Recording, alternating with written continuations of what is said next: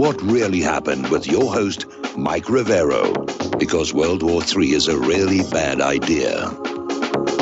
Here is your host, Michael Rivero. Welcome to our show today. It is Tuesday, May 25th, 2021, getting into the week here, and we've got a real interesting show today because our on-air guest in hour number 2 is Cynthia Mckinney, former member of Congress, and she's got a new book out, When China Sneezes. It's available on Amazon. I've already posted the link where you can buy it to whatreallyhappened.com, and she's going to be talking about the Wuhan connection to the COVID-19 and various other aspects of that whole story and just how it's just been shamelessly exploited for political gain. So that's going to be hour number 2. So for hour number 1, we're going to do a lot of news, as much as we can fit in there. Mike is in our control room, twiddling the dials, keeping us out of trouble. And let's get right on into it. Alexandria Ocasio-Cortez, every time she opens her mouth, she just reminds us that she's this former bartender that really, doesn't have a lot on the brain here because she actually said, according to an article in Envolve.com, she's actually claiming to be a war veteran because of the January 6th demonstration at the Capitol, and she describes it as having managed to escape the riot, and she actually said this. I mean, this is a little bit about, talk about gilding the lily in this case, and it really is absurd. All right, let's get into the election fraud because there's a lot going on over there. We talked about this before. There's another report in Domagood.com where on the May 18th primaries in Pennsylvania, a large number of Republican ballots would not scan through those voting machines. And most of the unscannable ballots came from Republican voters in Fayette County. The ballots were missing barcodes, needed to be recognized and scanned by the voting machines. Of course, election officials are saying it's human error, nothing nefarious intended, blah, blah, blah, blah, blah. Down in Georgia, according to an article that came out of Station Gossip, there are now a total of 6 signed and sworn affidavits from Georgia election witnesses alleging that 30,000 of the ballots in that election were fake. And apparently there is a judge down in Georgia that is ready to decertify the Georgia results if it is determined that ballots were counted twice. So that is heating up down there. It's almost as hot as Maricopa. And the Democratic establishment and the corporate media are in panic mode now that more and more Americans do not trust the election results. They do not trust the election system. Up in New Hampshire, the auditors there are finding reliability issues with their machines. Only 28% of the Republican votes were actually counted. And according to another article, this one from Envolve again, the voting machines were counting non-existent votes just out of thin air. And New Hampshire's election audit has revealed that large-scale voting machines appeared to count non-existing votes. They're trying to confirm this, but it looks like it's going to be real. And again, the widespread allegations of election fraud last November. Meanwhile, Donald Trump is ripping into McConnell and McCarthy for ignoring what he describes accurately, I might add, as the crime of the century. Now, up in New Hampshire, they're trying to claim that the problem resulted in folds in the ballots, that the ballots were not supposed to be folded. Some were hand-folded, some were folded by the machines, and that somehow the folds resulted in errors. Okay, well, let's stipulate it was an honest mistake and go for a full hand recount. Okay, either way, it's going to work out, I think, for the best. Arizona Representative Jake Hoffman is slamming the Democrats and the corporate media for trying to equate voter integrity to voter suppression. And we've been seeing that a lot lately, where the corporate media, every time we talk about verifying the integrity of the elections, they come on up and say, oh, this is all about voter suppression. They want to suppress the black vote and the illegal immigrant vote, which actually should be suppressed because they're not supposed to be voting anyway. But over in Arizona, they're looking at two new election integrity bills, House Bill 2794 and House Bill 2792. And already the Democrats are screaming this is out there to disenfranchise, all the illegal crooked voters out there, and they have as much right to vote in the election as any legal American citizen.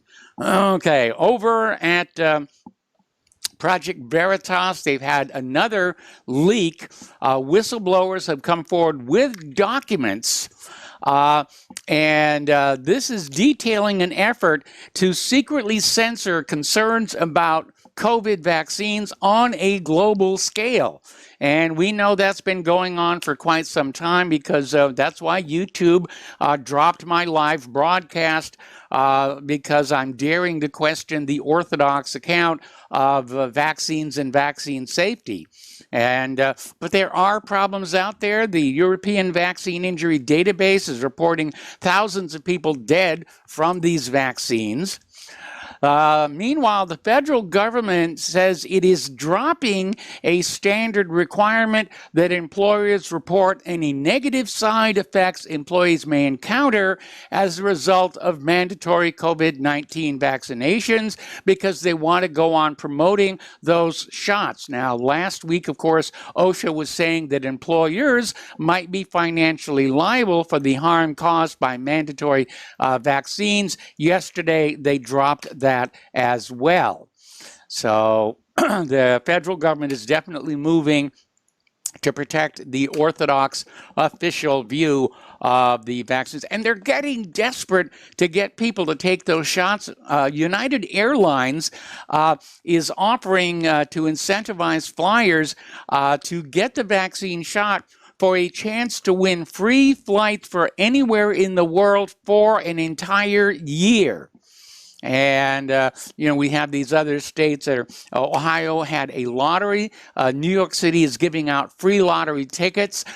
None of this is based on science. This is based on coercion to convince people to get a shot of these non-approved, experimental, have not been through safety checks, vaccines. And to ignore all those people out there saying, wait a minute, we really ought to be a little bit more cautious about what's going on. Meanwhile, down in Queensland, scientists have developed two drugs that can prevent COVID-19 infection and just stop further spread of the virus cold. But of course, that's not going to make as much money as constant yearly vaccines, which seems to be where the big pharmaceutical corporations are heading. This article is kind of curious. It's from Sputnik News, and it's talking about the chief of the World Health Organization, Tedros Adhanom Ghebreyesus, saying that countries should not become complacent, saying that there is a more deadly virus yet to come. And my question is, how does he know a worse virus is coming? Are they still cooking up something new over there in the Wuhan laboratory or in American universities?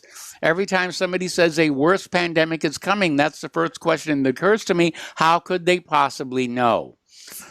Story out of InfoWars over in Great Britain. Their health secretary, Matt Hancock, is out there suggesting critics of the vaccine passport are crazies. Now, remember, it wasn't that long ago when those of us who said they were going to start relying on vaccine passports, we were being called the crazies. And now it's the other way around. The vaccine passports are real. And those who are criticizing them, they're now the crazies. It's a tactic right out of the former Soviet Union here.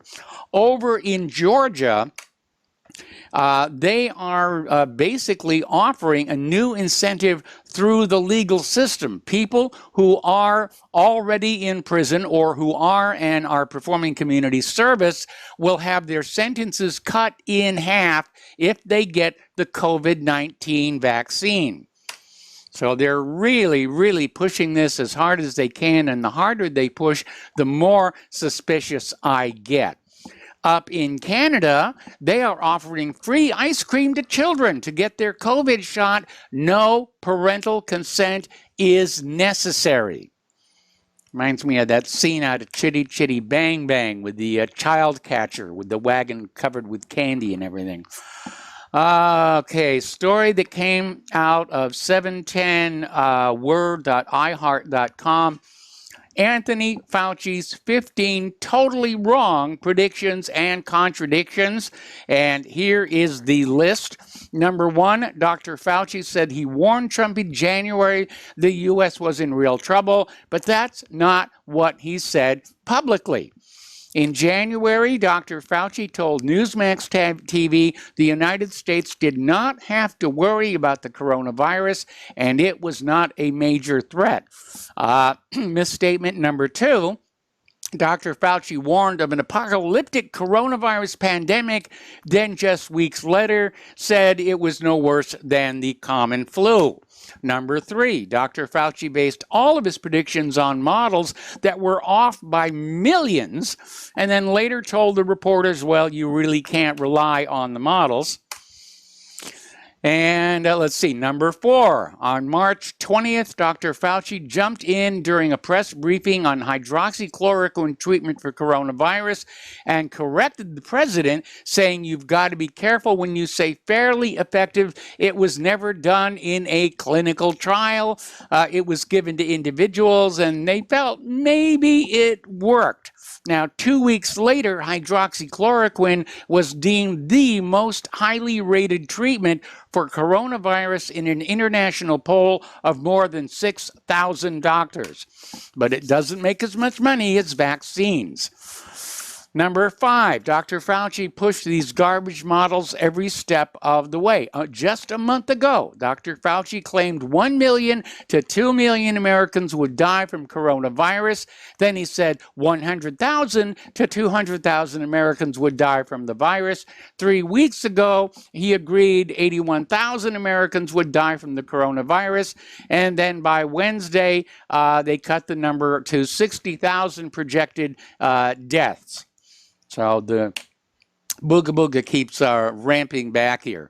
On Easter, Dr. Fauci suggested President Trump should have shut down the economy in February when the number of known cases in the U.S. was around 100. Fauci then later walked back his attacks on Trump. Lie number seven, Dr. Fauci said cruises were okay on March 9th. That was a huge error.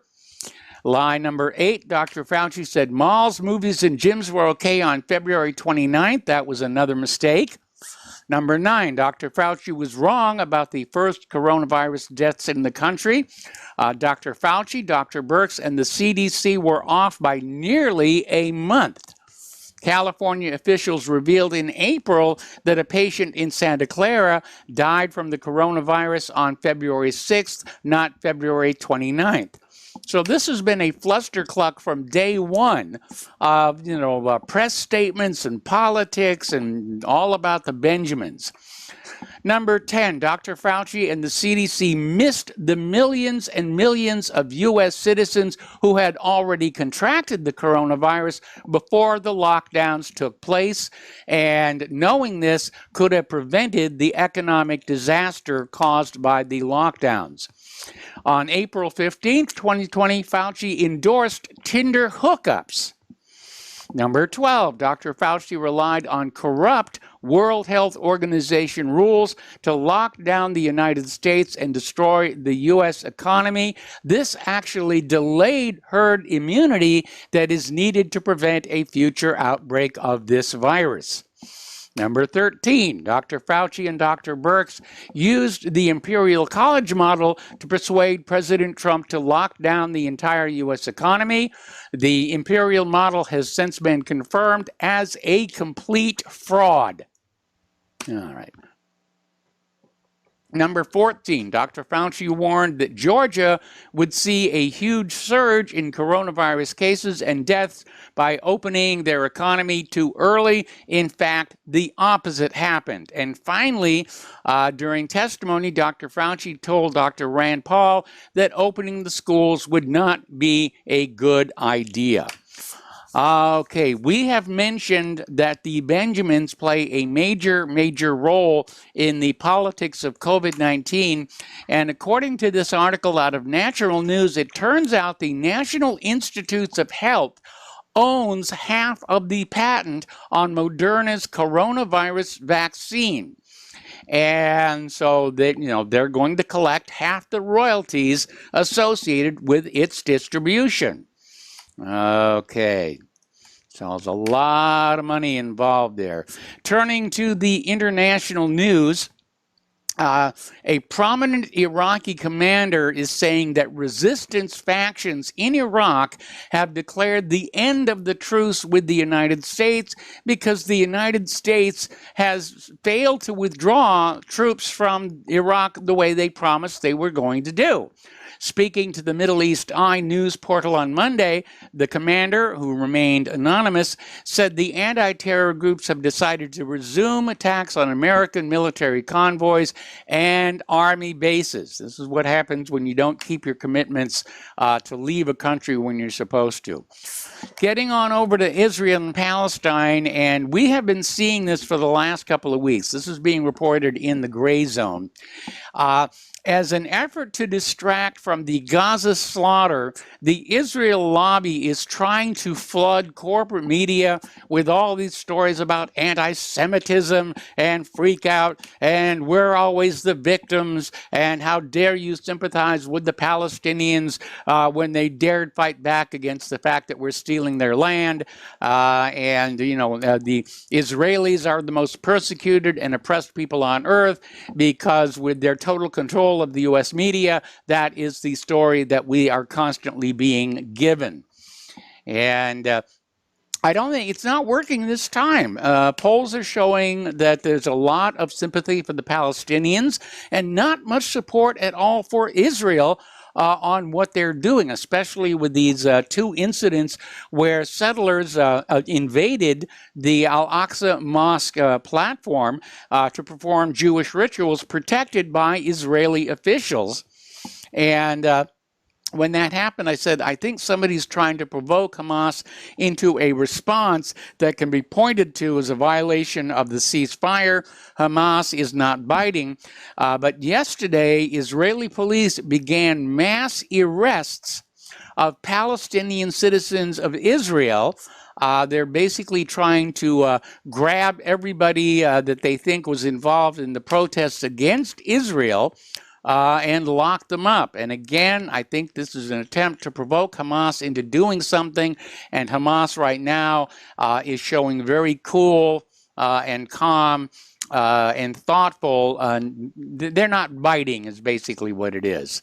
Story coming out of the BBC, no less, talking about how much money Israel gets from the United States. And they're saying in 2020, the United States gave $3.8 billion in aid to Israel. This is part of a yearly commitment going back to the Obama administration. Almost all of this money is spent on military supplies. And this is how much money they're getting from us. And they don't just get it from the U.S. taxpayer. They're getting it from other countries. They're getting it from private Jewish donors. They're just raking the dough in like crazy. And it's not like they really need the money. Israel has a very comfortable standard of living. They have all brand new roads paid for by the United States taxpayer, while our roads are crumbling into ruin. Something to think about there. Now, a little bit of good news. Abby Martin went to court for free speech Okay, we're going to take a break for commercials. I want to come back to this story. This is a major, major victory. We'll be right back. All right, welcome back to our show here. And again, a quick reminder that Republic Broadcasting Network needs your continuing support so we can go on informing the American people so that they can make good choices in these difficult times here. So once again, the postal address where you can send a check, money order, or if you prefer anonymity, cash, is Republic Broadcasting Network, 2251 Double Creek Drive, number 302, Round Rock, Texas, 78664. The phone number where you can make a credit or debit card donation is 800-724-2719, extension 3. Now remember, if you send in a donation of $100, you will get your choice of an official RBN coffee mug or an official RBN t-shirt. So include your t-shirt size and a return address. If you send in $115, you will get both items. And don't forget that front side firearms deal. That is still on, and that is definitely for somebody who's an enthusiast for the Second Amendment. It's a real sweet deal. Okay, so we're talking about Abby Martin. And back in 2016, she was scheduled to speak at Georgia Southern University, and she was asked to sign a contractual pledge not to boycott Israel, which she refused to do, and they blocked her from speaking. She took them to court, and yesterday, a federal court ruled that her First Amendment rights were violated, and that this contractual pledge to not boycott Israel is unconstitutional. So there is a legal precedent there that, yes, your boycotting of Israel is protected speech under the First Amendment. Now, we have been talking about the wasteful spending in the military. We've been talking about boondoggles. And already we're seeing the F-35 start to get let go. This is something hasn't even seen combat yet, but according to military.com, the U.S. Air Force is getting ready to retire some of its older model F-35 Joint Strike Fighters because they want to get ready to acquire a new advanced variant of the jet or a new design altogether. We've been hearing that there's already a follow-on to the F-35 on the drawing boards. Getting into the economic news here, Ford has been forced to halt production of the F-150, the Bronco Sport, and other vehicles due to the shortage of semiconductors. And that is really getting serious out there. Now, Google is funding research to develop a commercial quantum computer by 2029. And I believe there's already a couple of commercial quantum computers out there. They're not doing all that well. But the gist of this article that came out of Zero Hedge is, what would a commercially available quantum computer mean for cryptocurrencies, especially Bitcoin, which is generated by Bitcoin mining, which would be blazingly fast on a true quantum computer? In addition, of course, the availability of quantum computers is going to undermine the security for all public-private key password encryption. All righty. Sean Ono Lennon, who's the son of Beatles legend John Lennon, is out there saying that political correctness may be doing more harm than good. And he was out there on Twitter on Sunday, and he's just saying, that this political correctness, it really is. It's stifling dialogue, discussions. Everybody's now so afraid of saying the wrong thing that they won't say anything at all. And that may actually have been the agenda behind political correctness and wokeness all along.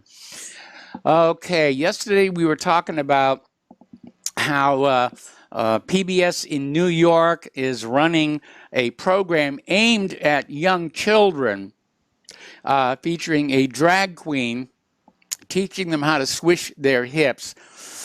Interestingly enough, 60 Minutes ran a segment featuring young transgender individuals who have decided to reverse course and go back to their birth gender. And it took a little bit of courage for 60 Minutes to do this, because this is one of the big, deep, dark secrets of the transgender movement, that a lot of people who go through that transition regret it and want to go back. And of course, if they've already been through the hormone treatments and the surgery, they really can't go back. And all those people who thought changing genders was going to fix what was wrong with their life, no, it just added a whole new bunch of problems on top of what they already had.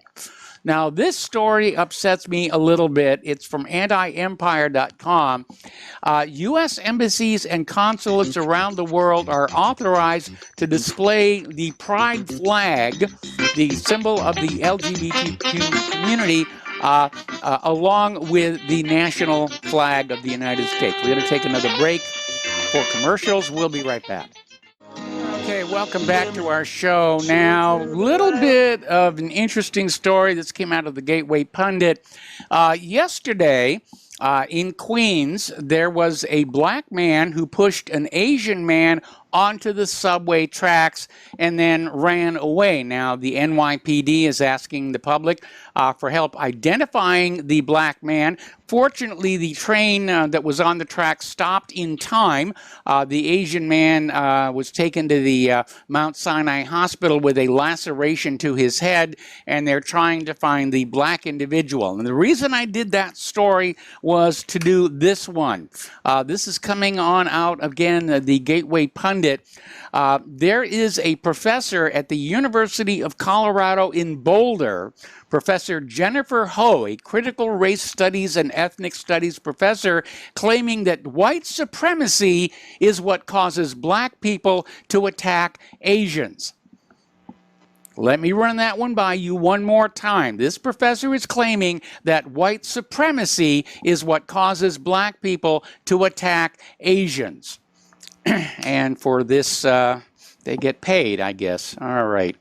Up in Seattle, their Inspector General is urging the Seattle Police Department to eliminate all traffic stops for minor violations for racial fairness reasons. In other words, too many non-whites get pulled over, and in order to achieve equity, they're just not going to pull anybody over. And, at this point, just make it illegal to arrest black people and people of color. But this is really getting ridiculously out of hand, in my opinion. Getting into some science news, we're going to try and clear the talking points before Cynthia Mckinney joins us at the top of the hour. Article coming on out of Natural News. The global warming people are at it again. Now that we're getting into summer, and they're saying, oh, it's warm. Well, yeah, it gets warm during the summer. Oh, this huge iceberg just broke off of Antarctica. It's proof the world is warming. And, of course, they ignore all those places in the United States that are still getting snow as we head into Memorial Day weekend. And they're looking at ice melting in Antarctica as proof that humans are warming the planet. But according to this article, the real problem down in Antarctica is geothermal heat. There are a lot of volcanoes on Antarctica. Some are visible, like Mount Erebus. A lot of them are just deep under the ice, but they're still putting out the heat. And radar readings taken by aircraft flying across Antarctica have shown the ice loss is mostly coming from below, not from above. Okay, so let's talk about the cicadas. They're finally showing up here in this part of Indiana. Claire and I went for a walk earlier today, and we could see the little shells that they leave behind along the edge of our driveway. But there's an article here in Axios saying that the reason they're not showing up quite as intensely as they were predicted to is that urbanization radiation is to blame, and that a lot of the areas where these cicadas are hibernating are being paved over. Again, like I said, we're starting to see them here in this part of Indiana, but certainly not to the scale that the corporate media was fanning just a few weeks ago. I don't know. I'm starting to think about cicadas as Killer Bees version 2.0. Story coming on out of Slash Gear, talking about the fact that solar storms are on the uptick. We are coming out of the solar minimum, and it could mean, obviously, disruptions to power grids, satellites, shortwave reception, certainly. And these solar storms do produce noticeable effects on Earth. It disturbs the magnetic field. It can actually increase the incidence of lightning by creating more ionization trails within the atmosphere. So we can look forward to that. They're saying we're going to have thunderstorms here in Indiana tomorrow. Over in the Congo, they're having a major eruption at Mount Nyiragongo. It is sending lava for miles. So far, it has spared the major city of Goma, but it has killed some people and it has destroyed some houses. And I've seen some videos that are coming out. It really is rather nasty, and people are risking their lives to take selfies in front of their burning homes while people are trying to flee the lava spewing from the volcano. Now, having lived in Hawaii for a while, Claire and I have seen volcanoes up close. Volcanoes National Monument, it's a very tame and low-key volcano, but it's still very, very dangerous. And you got to stay away from that stuff. It's really incredibly hot. Meanwhile, getting on back to human-caused global warming, Scotland is going through the coldest May in the last 40 years. And they just got hit by another snowstorm. So gosh darn that human-caused global warming there. Over in New York, the city of Rochester is governed by Mayor Lovely Warren, and Mayor Warren is definitely an anti-gun activist. And police just raided the mayor's home and confiscated a bunch of illegally owned firearms. Another classic case of do what we say, don't do what we do. Big scandal is starting to brew around CNN and MSNBC buying comments during the period of open comments that the FCC ran regarding net neutrality. And the Office of the New York Attorney General found that fake comments accounted for nearly 18 million of the more than 22 million comments the FCC received during that open comment period. And they said this type of fraud has significant consequences for our democracy. Federal and state agencies rely on public comments to set standards that govern many aspects of our lives, from public health to consumer protection to the environment. And they caught CNN and MSNBC red-handed buying, I guess, a comment mill. I guess it's a business out there. Here's an interesting little story. This is from Investment Watch blog.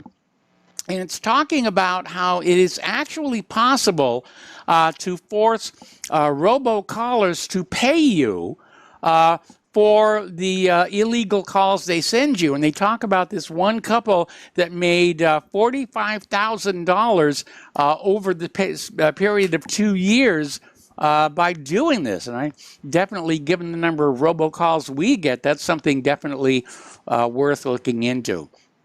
Now, this next story is kind of cool, and maybe it's because I've got grand nephews and a grand niece, and we do a lot of science stuff together. There is a company called Kano, K-A-N-O, and they sell a computer kit. It's going for about $150. It has a 1.1 gigahertz processor, 4 gigabytes of RAM, and 64 gigabytes of storage. It's not a powerhouse machine. It has an 11-inch touch screen display, so it can be either a tablet or a PC. It runs Windows 10, has USB-C, 10-hour battery, and you and your kids can build it together. And what a wonderful way of teaching young people just what's inside the computer, because that's something that's often left out of modern computer education. They teach coding by rote, and a lot of these people learning coding don't have a clue what's going on inside the machine when their code is being executed. And I think that's a tremendous gap in their education. Story coming on out of your destination now. Airlines are considering weighing people at the gate and charging them accordingly.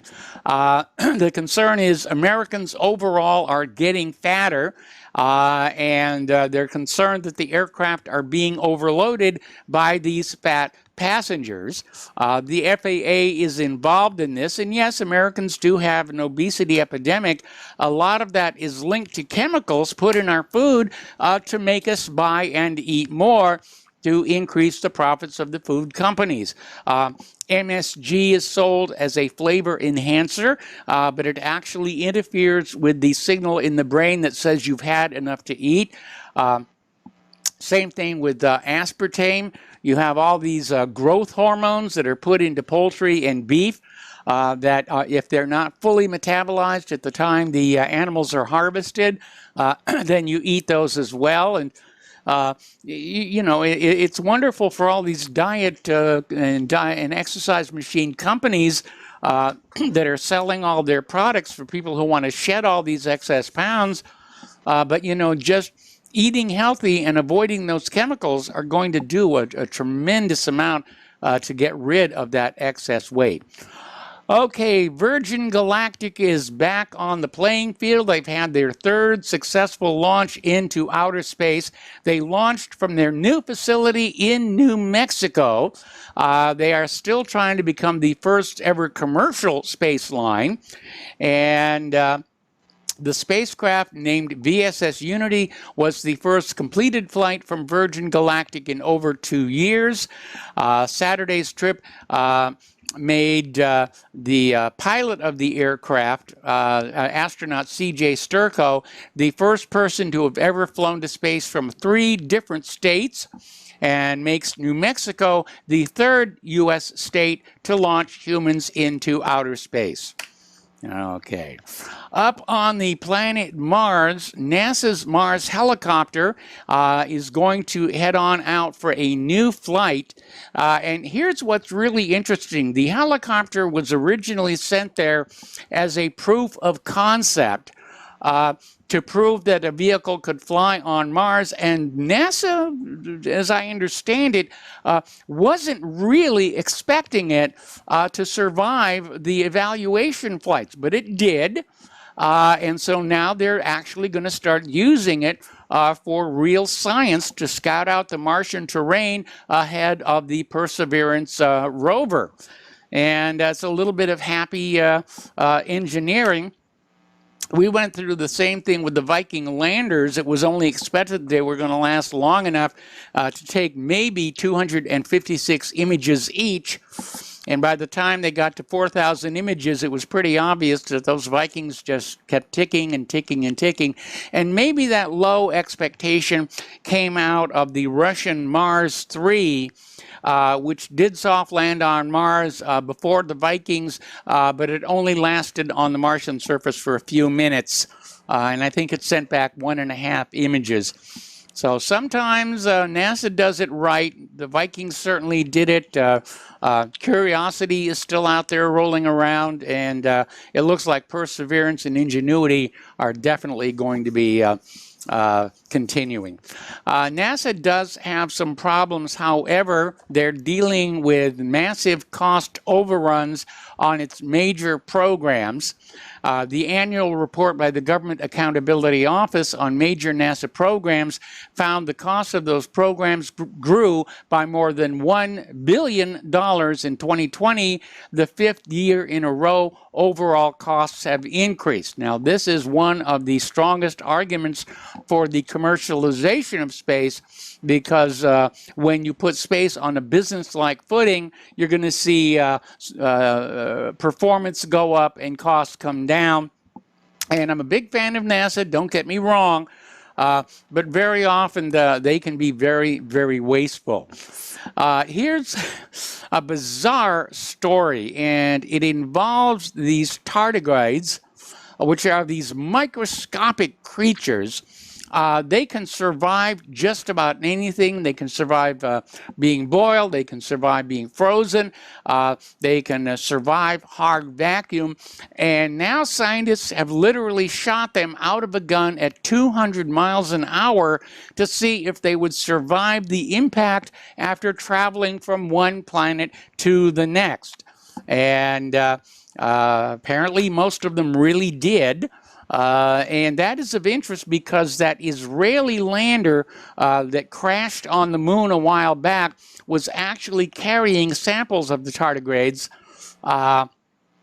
And for all we know, they're still alive up there. Okay. Here's an interesting little story. Let's see.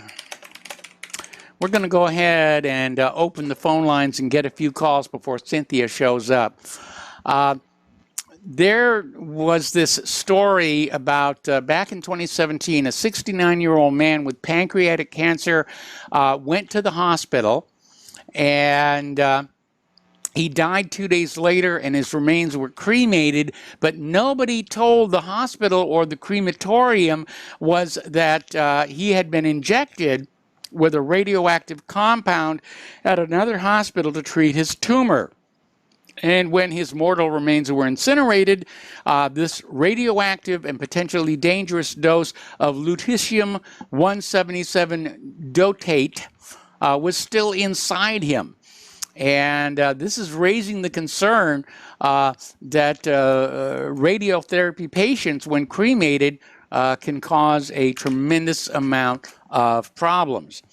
Okay, now let's see. Nancy Pelosi is out there screaming about how everybody at the House of Representatives needs to be vaccinated or needs to be wearing masks. I mean, this from the lady who was caught on video going to a hair salon to get her hair fluffed for, without wearing a mask or anything. All right, up in Windham, New Hampshire, their auditor is saying they're seeing a 60% error rate. This election fraud thing, I mean, I know the Democrats and the government as a whole, and certainly the corporate media are out there trying to convince you that the elections are honest and trustworthy. It's definitely not working. Now, the Democrats obviously are concerned that the Joe Biden could be pulled out of the White House and Donald Trump put back in. Corporate media, has basically bet the farm on convincing Americans the election was honest, and their already tattered credibility is on the line. We got to take a break for commercials. We're going to go ahead and skip the break for calls. If you want to call on in before Cynthia McKinney shows up, area code 512-248-8252. All right. Hello, do we have a caller on the line? Kelly on the line. We have Kelly on the line. Hello, Kelly. Welcome to the show. What's on your mind? Okay, I had to laugh when you mentioned the cremation. I remember that the Russian spy several years ago who was poisoned with plutonium-210. Yes. And he had a microdose of plutonium-210. Yes. Plutonium-210 is intensely radioactive. Yes, it is. When they buried him, they had to bury him in a lead-lined casket. Yes, they did. That's how radioactive some of this stuff is. And I could just imagine bodies infused with radioactive materials being thrown into these retorts and spewing this stuff out into the air. It might not really be funny, but I'm just laughing at it because I think the potential is there and it might happen more than you think. Yeah, it may well do that, and you know, they're very reckless with nuclear waste in general, and that's definitely a problem. Yeah, well, I've dealt with nuclear waste issues throughout my career, so I know what the issues are on the disposal side. And it becomes even more critical when you have really highly radioactive materials such as plutonium. Yes. Or any of the fission products. The naturally occurring radioactive materials are not quite so critical. But you get fission products, and things well, like they're inherently unstable. They are inherently unstable, and they're intensely radioactive as well. That's why they use them in radiotherapy. Yes. And I can't imagine that the hospital sent that body over to the crematorium without telling him that he was that well, body was full you of remember that radioactivity. story? I think it was out of Brazil some years ago, where there was a radiotherapy machine using cesium that just got sent to the trash dump. And nobody thought to remove the radioactive capsule, and scavengers broke into it, and they found this really cool glowing stuff, you know, and they painted it on their skin, and it was one of the worst radiological accidents in Brazilian history. Yeah, so cesium is nothing to mess with, I guarantee. And that happens well done in Mexico from time to time. Cesium is used as a radioactive source in dental x-rays for a long time. And many of the dentists in Mexico, or some dentists in Mexico, were just disposing of their equipment without thinking about the consequences of that. You know, and that's something that you can't just drop off somewhere. You have to. No, you can't. You definitely cannot. It's not going to allow. That's not going to allow the gamma radiation in particular to escape. Anyway, I just thought it was. To me, it was funny because I understand the implications and stuff like that, and I just can't believe that people would handle that in a hospital, even consider releasing that body to a crematorium. Again, as I said, the hospital where he died hadn't been informed. Where he got the radioisotope was a different hospital. And nobody told the hospital where he died or the crematorium that he had that isotope in him. Yeah, well, and I just want to emphasize that it does not take a lot for something to become intensely radioactive. Victor Litvinenko, I think that was his name, the Russian spy, he was given a microdose of plutonium-210. Somebody switched it around on the inside of his martini glass, and he was a dead man as soon as he drank it. I mean, and that body had to be buried in a lead-lined casket. I'm sure there are a lot of other bodies out there that probably need to be buried in lead-lined caskets too. So anyway, I thought that was funny, Mike.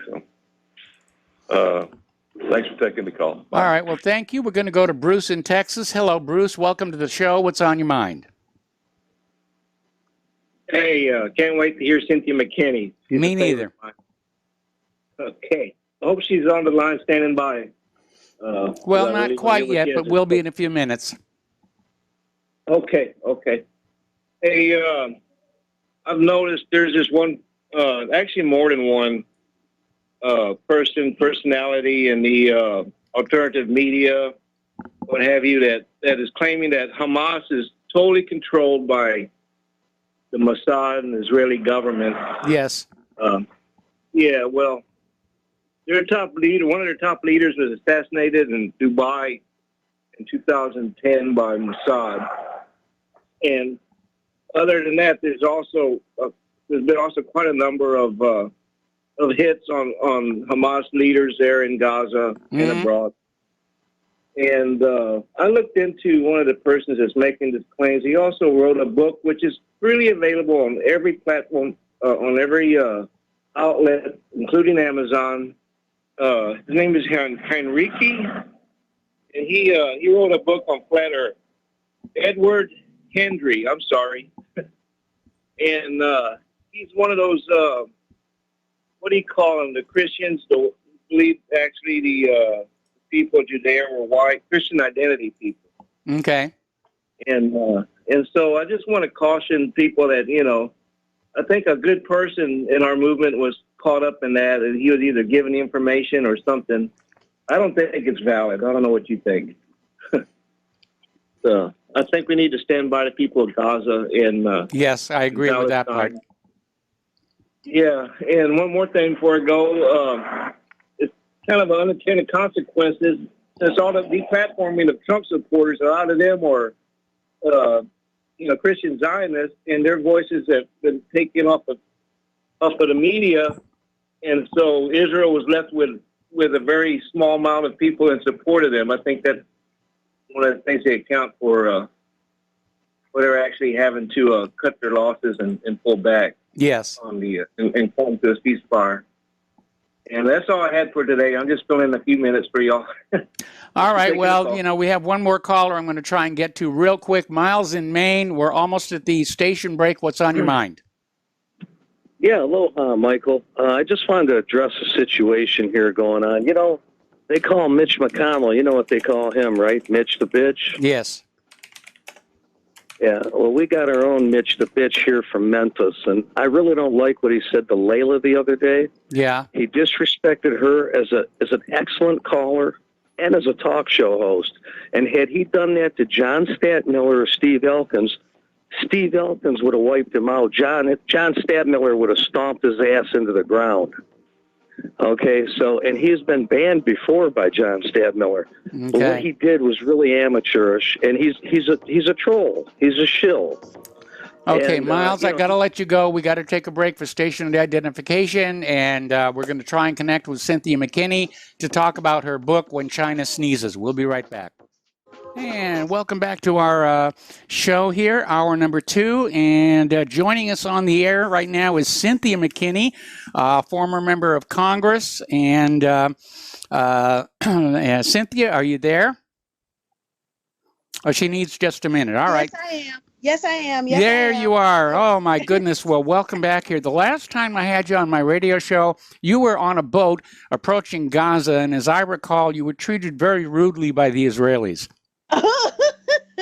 Well, it doesn't matter if you're on a boat or if you're on the land or if you're up in the air. Some Israelis specialize in treating people rudely. Well, I guess it's part of the culture here, but that's not why I had you on the show today. Please tell everybody about your new book. Let me get it.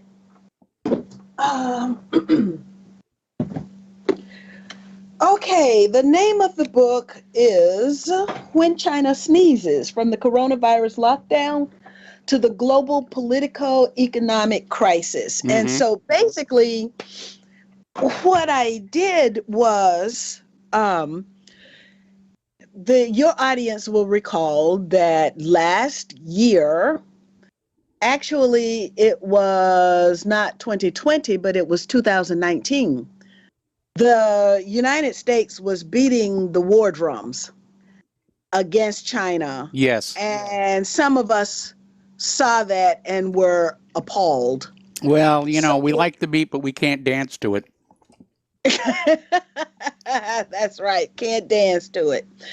And so what I did, me, I'm an interventionist. I want to go and see for myself because I've learned the hard way that you can't believe the U.S. government and you can't believe the U.S. media, not the media that's corporate funded or that's foundation funded. So I said, let me see if I can find some people who are willing to pay their own way, just as I paid my own way, to go there and see for ourselves what the situation is with Muslims who live in China. So I was able to get 20 people, 18 from the U.S., including myself, and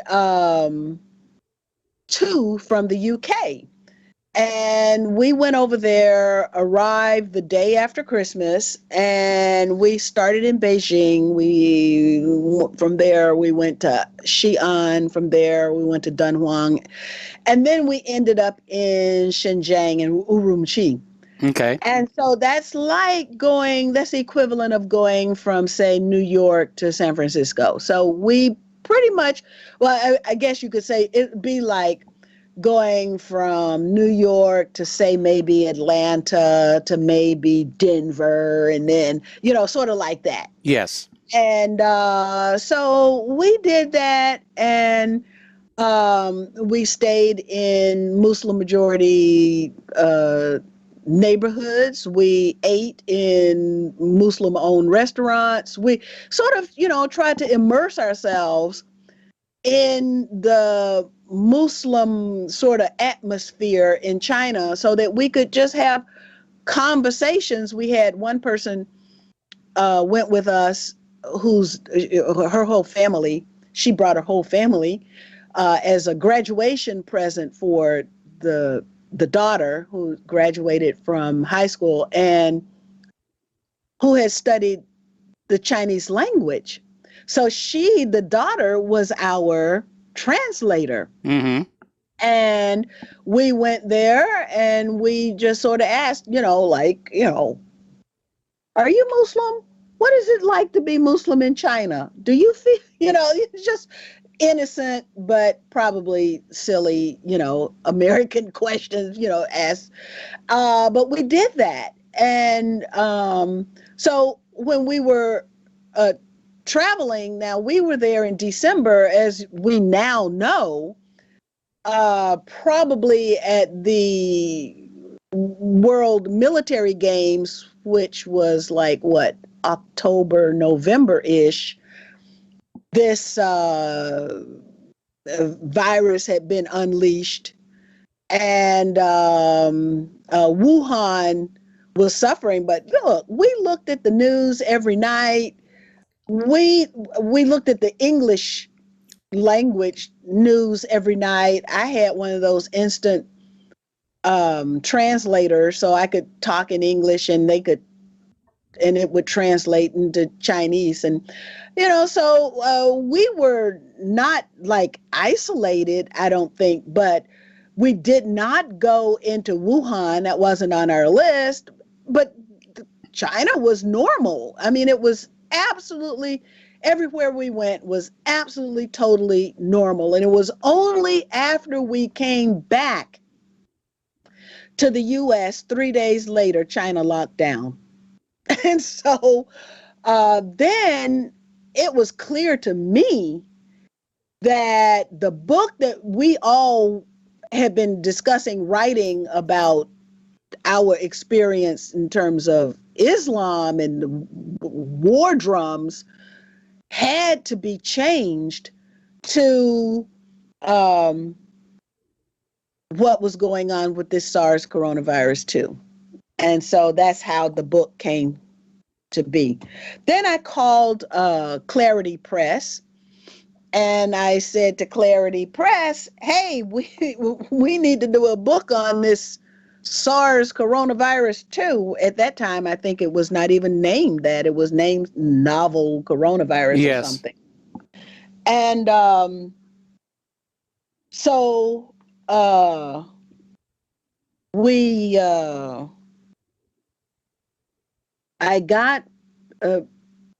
found people who had some expertise. I had political expertise, didn't have medical expertise, so I had to find it for the book. And I found expertise on China. That was Jeff Brown. Medical, well, not only Jeff Brown, Larry Romanoff, and expertise on China, like I had a military person who agreed to be interviewed anonymously. Mm-hmm. Italian, because then when Italy went into lockdown, I said, oh my gosh, I got to get somebody from Italy. I had somebody from Africa who lived in China, and she wrote also anonymously, and she wrote about her experience. And then I said, well, okay, now when I need an economist, I got Michael Hudson, of course, who used to teach there. I don't know if he still teaches there or not, but I knew him actually from, we were on the same side in Malaysia, been on the same side in a lot of issues. And so I said, okay, Michael Hudson needs to be in the book and write about the economic implications of this, because this is obviously an operation. I felt about SARS coronavirus 2 as I felt about 911, that it was an operation. Mm-hmm. And that I needed to, and I just became hungry. I devoured the chapter that I chose to do for myself for the book was called Genocide, something about genocide and hybrid warfare, because I've been writing a lot about hybrid warfare lately, and how the regime change is a form of hybrid warfare, and the United States has been playing this game, but with those people who have been playing this game on other countries supported by the United States, would they hesitate for 1 minute to use the expertise that they gained to use it against the United States? And my answer has always been no. And so I looked at certain things that occurred inside the United States, beginning probably with, maybe not beginning with, but the Kavanaugh Supreme Court nomination. I just sort of watched that, and it just looked so much like the beginning of what happens in other countries when the United States targets a country, or George Soros on behalf of the United States targets a country for regime change, and it just looks so much like it's called astroturfing. Yes. And we're astroturfing what was going on. And so if you didn't really follow it closely, you could easily get sucked into the maelstrom of disinformation. So you really had to dive deeply in order to get to what was actually going on.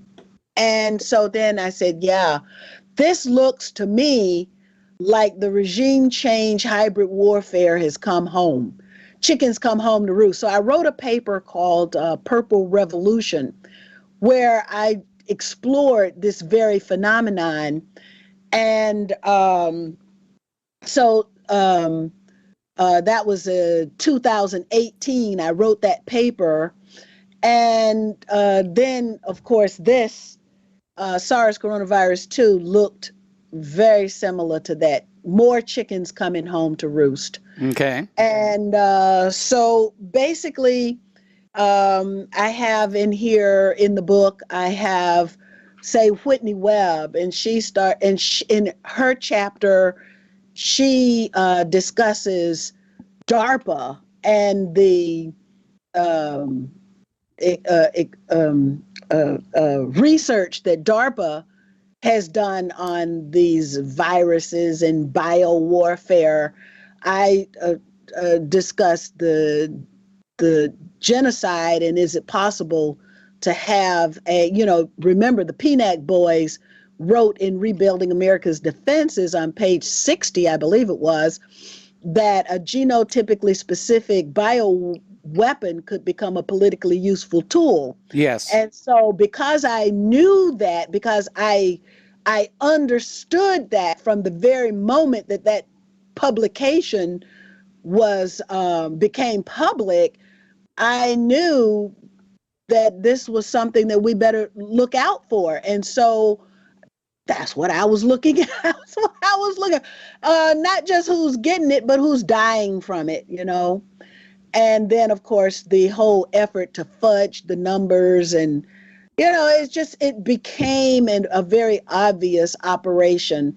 And then the super spreading event in the United States was the APAC conference. I don't know if people, you know, we were traumatized. Everyone was traumatized. And so only a few of us were able to see through the smoke and the mirrors of the obfuscation to get to what exactly was happening and who was doing it and where it was coming from. And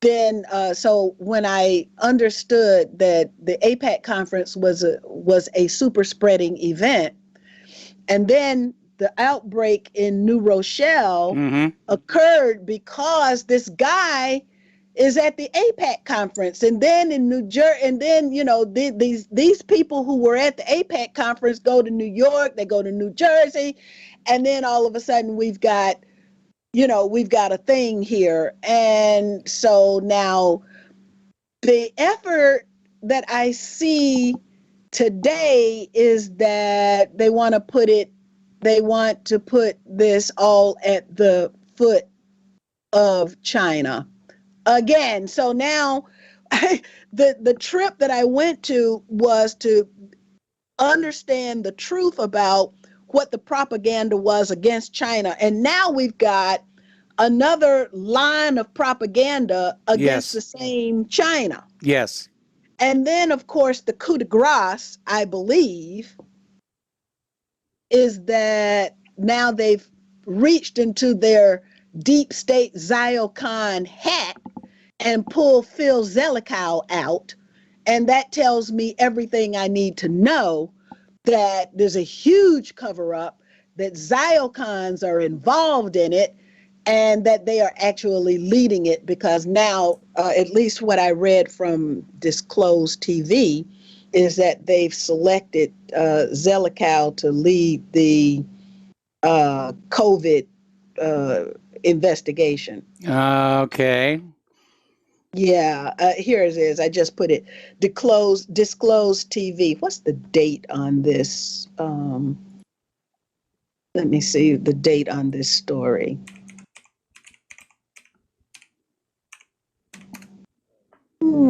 They have formed a COVID commission, executive director of the 911 commission to chair the COVID commission planning group. That's not exactly a confidence builder. It's no, it's not. Okay, now I can't believe I missed this, because it says this is all from April 14th. I can't believe I missed it. I can't believe I missed that. So now why is that just now showing up on Disclosed TV? Let me see. That's more investigation I need to do. Disclosed TV. Yeah. Yeah, here it is. It's just on the Disclosed TV. I'm behind in well, there's so much to keep up with here, and you know.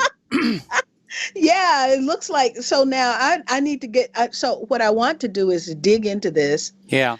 And see who it is that has put this COVID commission planning group together, and who it is that has selected Zelikow for it.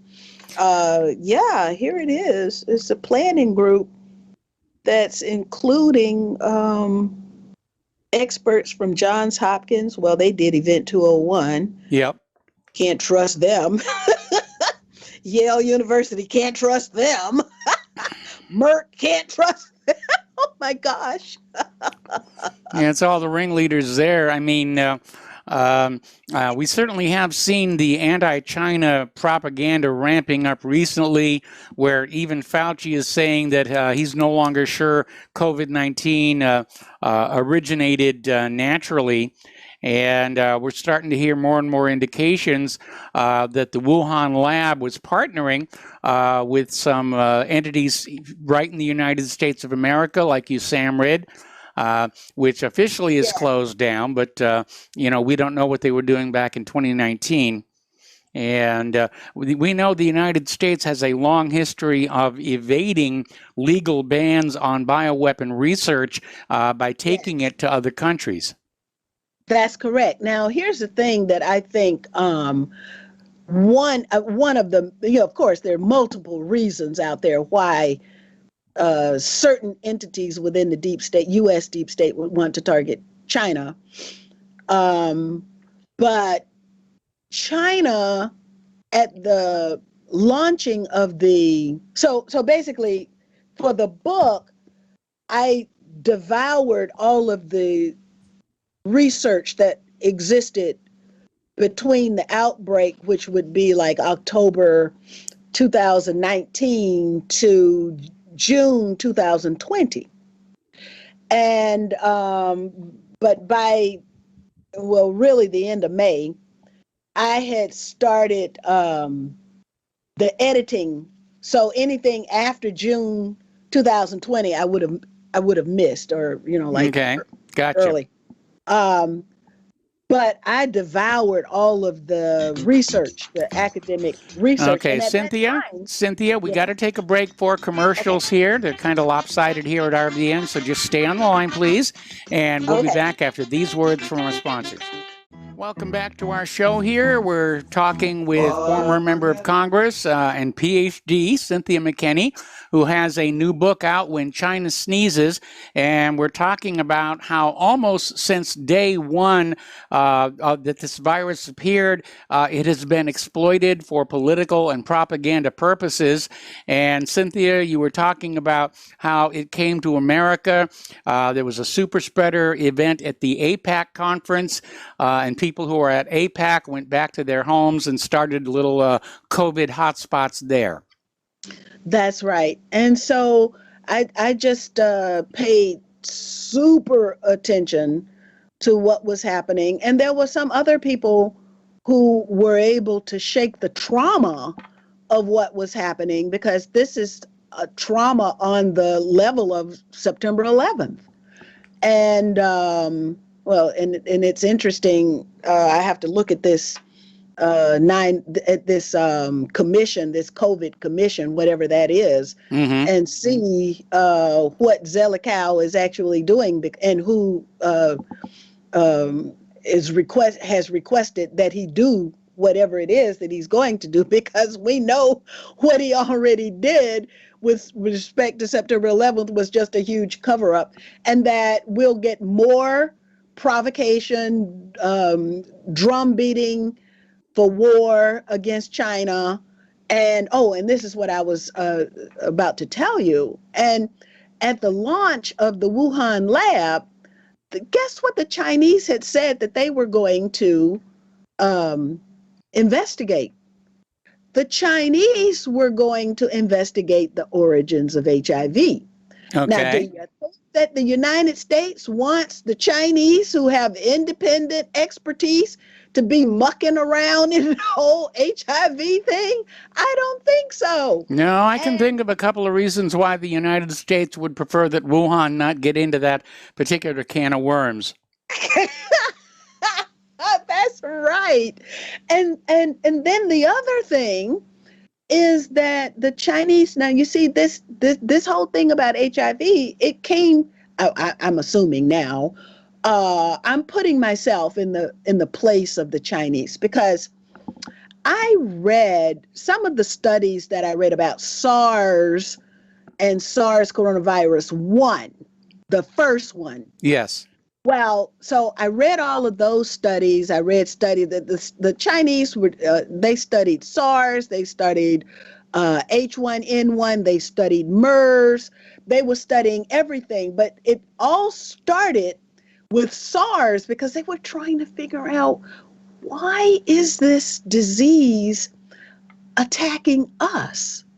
And the psychological effect was that one of the studies that I read was that the Chinese felt themselves to be dirty.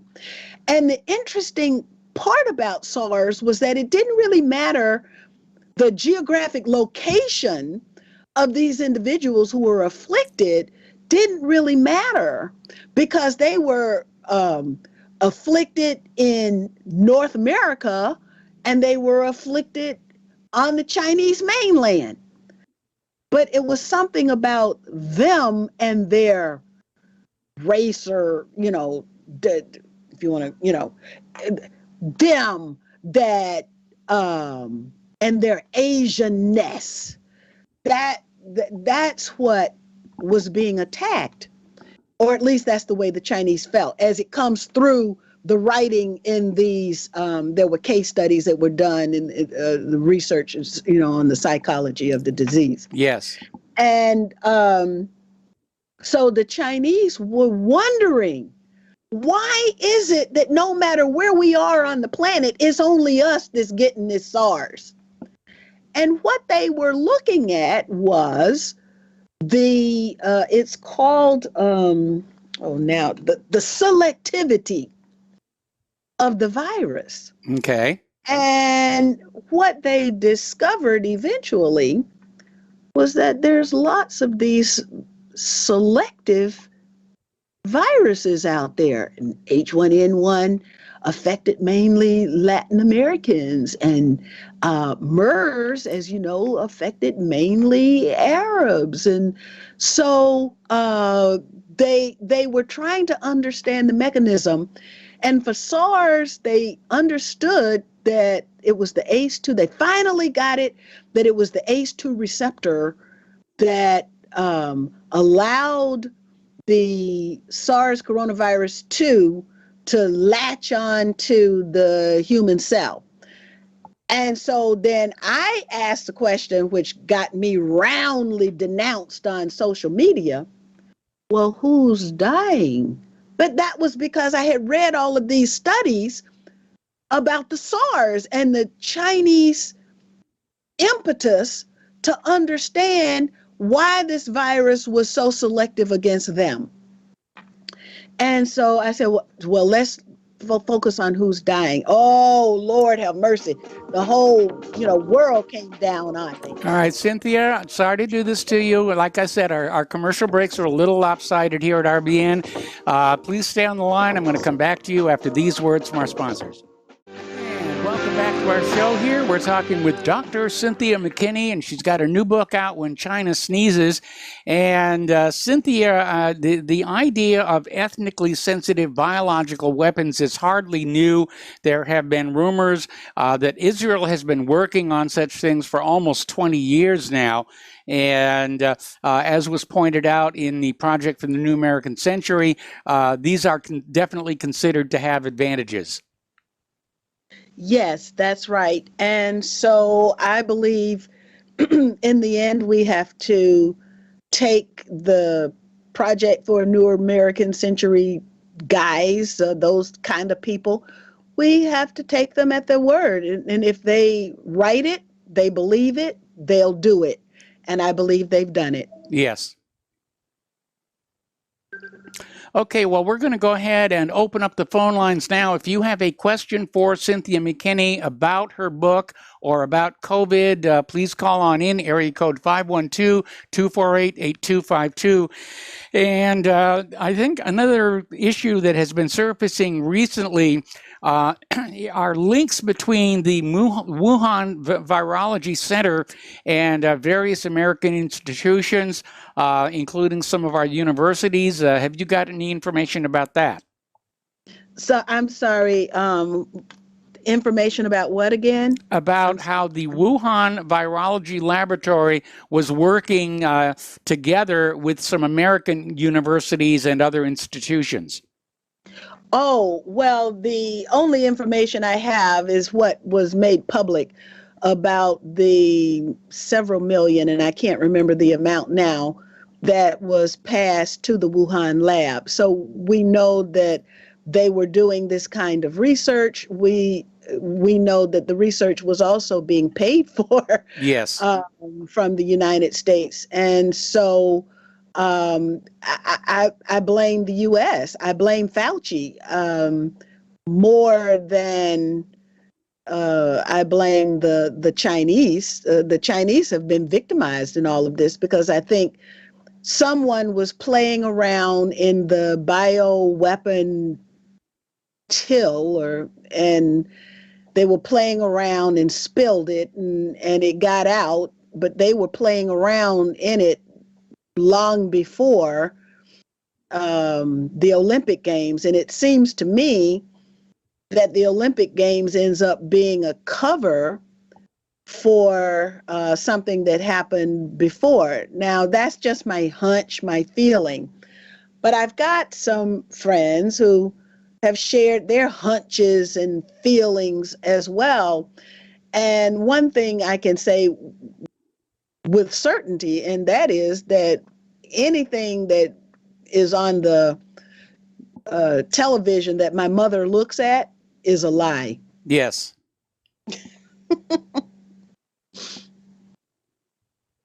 That's the shame of it all, is that we've reached the point where we can't. And I got put in Facebook jail a few days ago. I can't post for 3 days. It happens to me all the time. I'm surprised they haven't just taken my page down yet. Well, you're too well known. I mean, YouTube has got me in YouTube jail talking about concerns with some of these COVID vaccines that are out there. And again, I agree with your theory that COVID was a biological weapon in development, obviously not that effective. And somebody dropped a test tube and it escaped from the lab. Well, I don't think somebody dropped the test tube, and I think somebody was using it. I think it had been deployed, and to cover up the deployment, that a test tube was intentionally dropped. And the only reason I have that is because I have a few friends who live in that part of the world. And and because they live in that part of the world, they are able to hear, it's their different vantage point from which they are able to view things. And so one person told me, I haven't had a chance to research this on my own, but I was told that in a town, there's a town in Iran where there are Russian, Chinese, and of course, Iranian scientists, and that something of a kind of a lung problem was making the scientists ill. Okay. And the Iranian scientists have been killed, a lot of them. And so I haven't checked the timeline. In fact, I should get back with my friend so we could put a timeline together. But this was before Wuhan, and the military games then provided an opportunity to cover the use of this against these scientists from the 3 countries.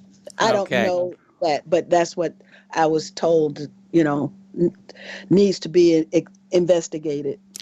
All right, well, we're going to go ahead and go to the phones now, and we have Charles in St. Petersburg. Do you have a question for Cynthia McKinney?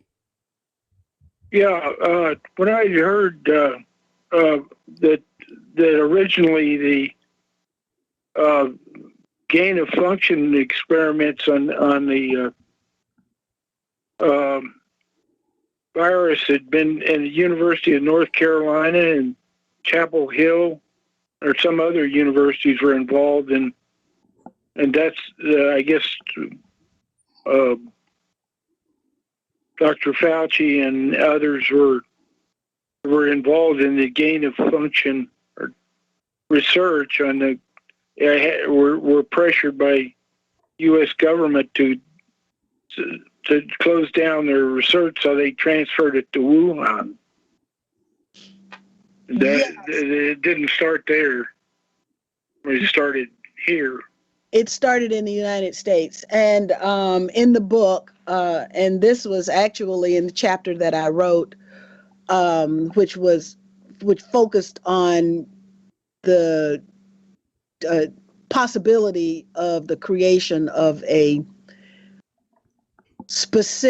selective virus that could attack certain populations, genocide. And so if you look at the trajectory of SARS coronavirus 2, you have to say, okay, one of the wings of this particular virus, and I know some people say, well, it's not a virus, it's a exosome, and whatever this thing is, we know it's got a spike protein on it, but that the gain of function research was indeed done, and I include that in my footnotes in my chapter at University of North Carolina.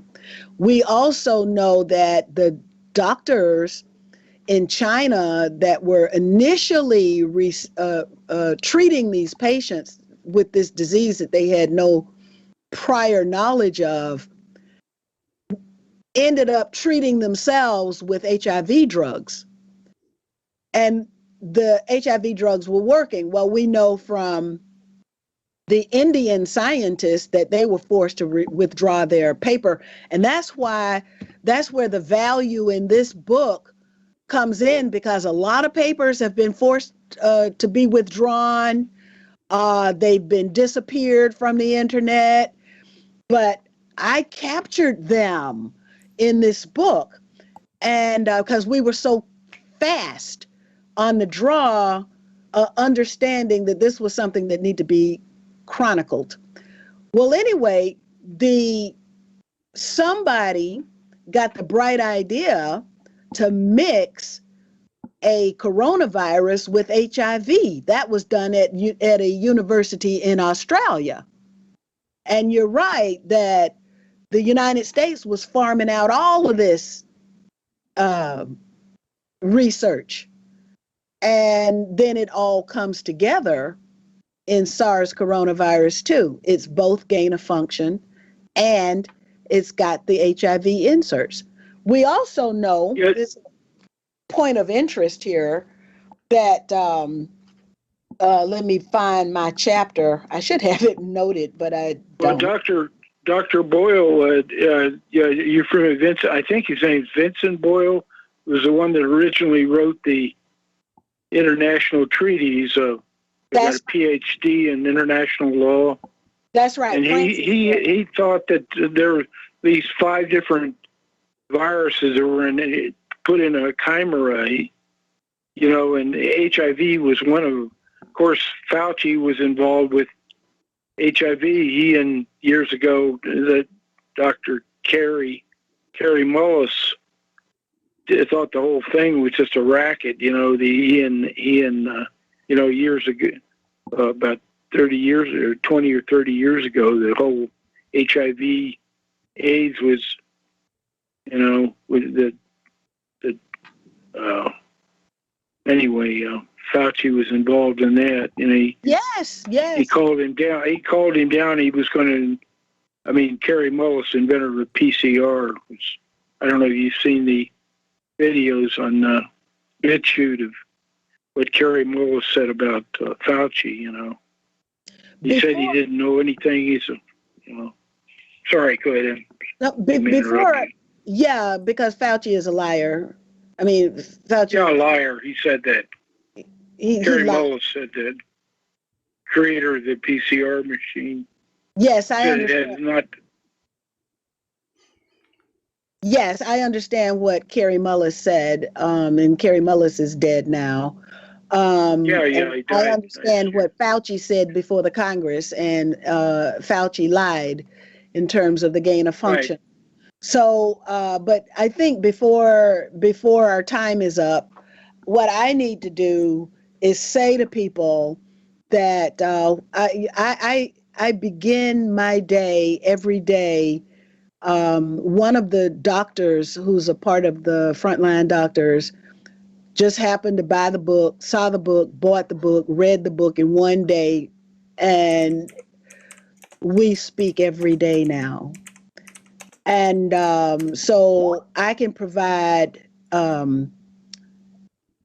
political insights where this doctor can provide the medical insights. I highly recommend everyone to listen to Dr. Lee Merritt because she combines the politics and the medicine.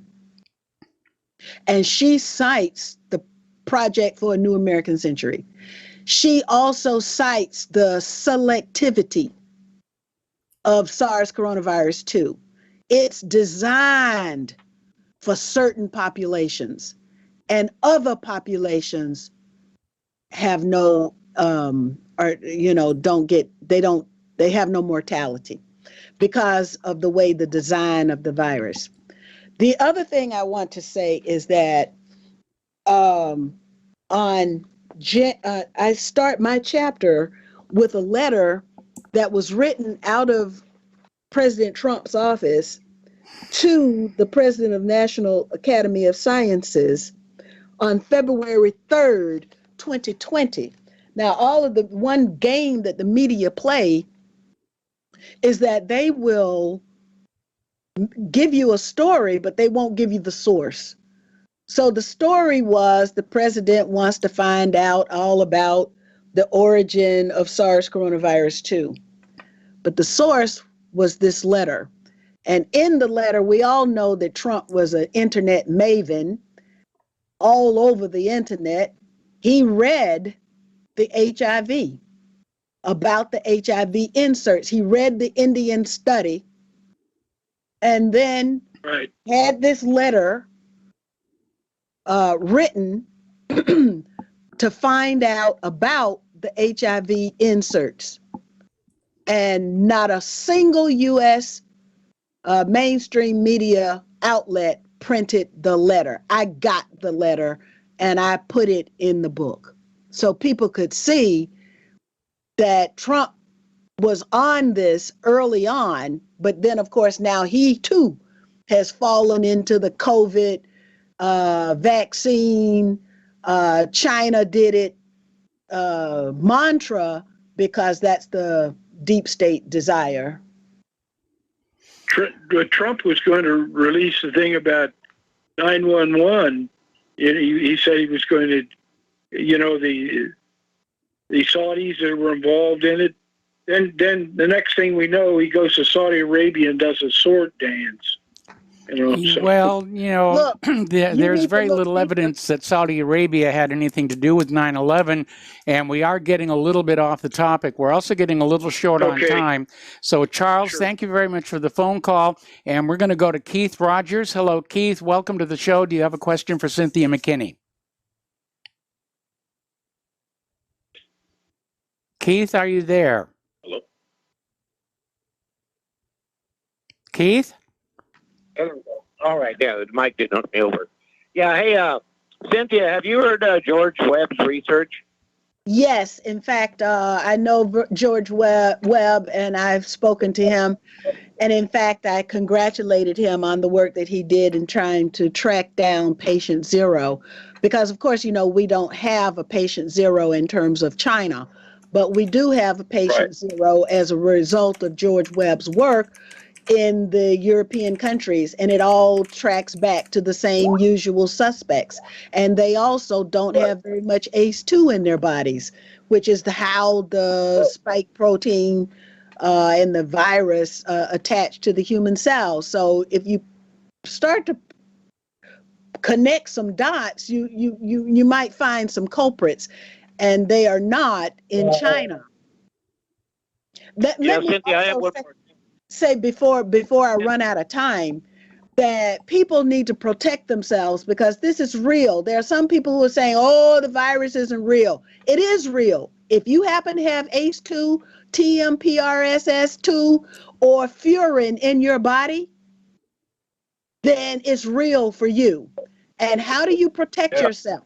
Well, you need to get a hold of some ivermectin if you can. You need to make sure that your vitamin D levels are high. I take 10,000 international units of vitamin D every day.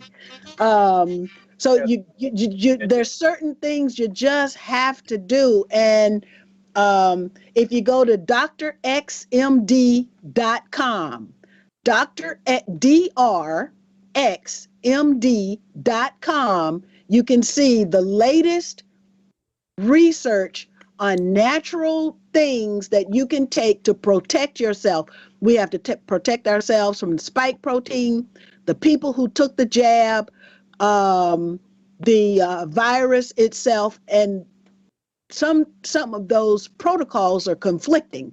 So now you've got to figure out now, but this doctor has already figured it out, how to take away the conflicting, like zinc. You needed the zinc, but now the zinc, the spike protein feeds on the zinc. So you don't want too much zinc anymore. But you do want ivermectin, you want NAC, you want vitamin D, you want black seed oil, you want curcumin, you want turmeric, because you want certain things that will make sure that your blood doesn't clump up as we've got these blood clots things going on, and that the spike protein doesn't get a chance to replicate inside your body, because once it does, and that's what these people who took the jab, they're shedding the spike protein, and it is a prion. So then and a prion is just a folded protein, but if that prion gets into your brain, that's mad cow. Yeah, Cynthia, I got one more thing for you here, because I'm mobile here, but I have some good friends over there in Iran that kind of think that when the U.S. coordinated that attack on General Soleimani, that somehow they might have tampered with Soleimani's body, and so when he lied and stayed in front of millions of people, that's how the outbreak started over in Iran. I wouldn't be surprised at anything, because we have people who have burrowed themselves into the U.S. And look, let me also say something, that just because the U.S. does it and it's done by agencies of the United States government doesn't mean that U.S. citizens were the ones that did it, or it doesn't mean that, well, how can I put this? Because we've got people who have burrowed themselves into every aspect of governance in the United States. You've seen how corrupt the courts are. You've seen how corrupt the administration of elections is. It didn't just happen. It's been this way for a long time, and some of us have been talking about this for the last 30 years. I've been looking at my career. For 30 years, I've been talking about this stuff. And now it's come home. Okay. All right, Cynthia, well, listen. I'll send you a link up. Well, one more second, Mike. Real Cynthia, quick. I'll send you a link on my... I'll send you a link on my Dogs Are Loyal One's Twitter account there, and I'd like you to read it if you get a chance, okay? But good talking to you, okay? Thank you. Send me everything. I'm devouring information at the moment. All right. Well, listen, we're down to about 6 minutes before the end of the program. And Cynthia, I want to give you one more opportunity to tell people about your book and where they can buy it. Well, Amazon is supposed to be on Amazon, but Amazon is playing tricks. Well, you know that game. But you can get it for sure at Clarity Press. If you just go to Clarity Press, CLARITY, press.com, Clarity Press, and you'll see it is one of the books, that scrolls up at the very top. Or you can put my name in, put in McKinney, and it'll come right up. And you can order it from Clarity Press. And there's an ebook.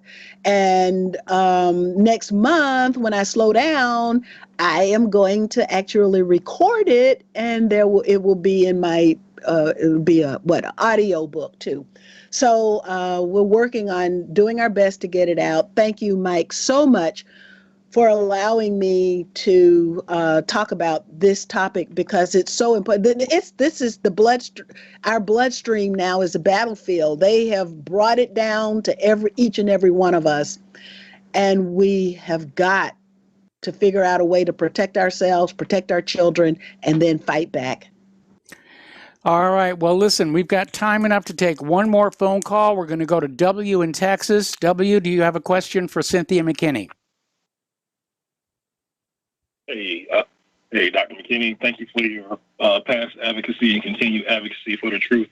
And I just want to ask you, how often are you getting inquiries from, I guess you could say, urban or Black shows like this, just, regular talk shows to talk about this topic? I know your book is kind of new, but are you getting any feedback or, from Black or urban type shows? Well, the sad thing is that the book is not new. It's been out almost a year. It's been out almost a year. I was the first one because as I told the story, I was there during the whole thing and came back and put this book together. And basically it just sat there through the cancel culture, if nobody wants to read about it.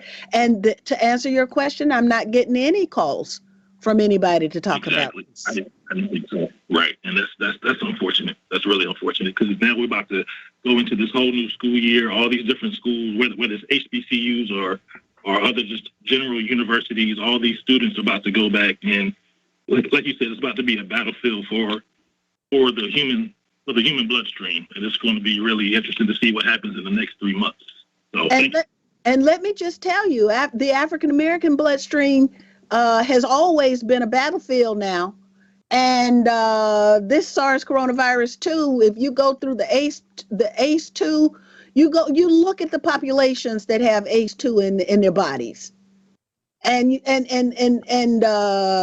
the Chinese came out and said, well, now we're worried about sterility of the men because the virus rests in the testes. Now we know that the spike protein does too.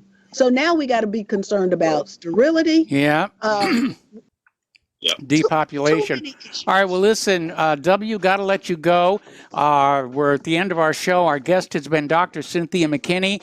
Her new book, When China Sneezes. I was able to find it on Amazon. You can also get it at Clarity Press. So thank you, Cynthia McKinney, for joining with us. Stay tuned for John Stadmiller. I'm sure he's got lots of interesting things to share with you.